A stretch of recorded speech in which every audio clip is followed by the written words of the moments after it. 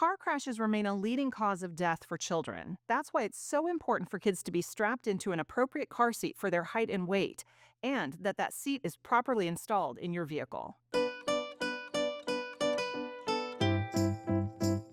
When it comes to your child's safety, a car seat is one of the most important pieces of equipment you will ever purchase. There are so many kinds of car seats available now that you really need to get some help educating yourself about what kind of car seat does my child need.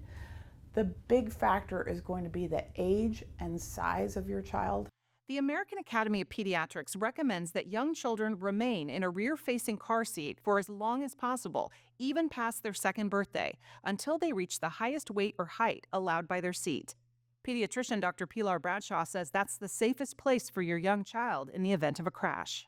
So remember that the purpose of rear facing positioning is that baby's head is the heaviest part of their body, and yet their neck is very weak. So in a bad car accident, that bowling ball of a head is going to whip forward and can cause very serious head and neck injuries. So please keep your kid in a rear-facing position, even if their legs are a little bit scrunched up. That's much safer than forward-facing, where they look comfortable but are much less safe. The Academy of Pediatrics also recommends that kids not ride in the front passenger seat until they are 13 years or older.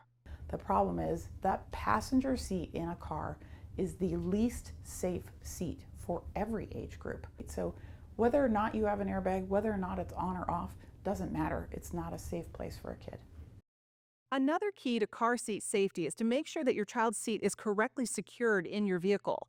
Learn how to correctly install rear-facing and forward-facing seats, as well as booster seats, by heading to eugenepeets.com/healthykids. I'm Kelly Warner.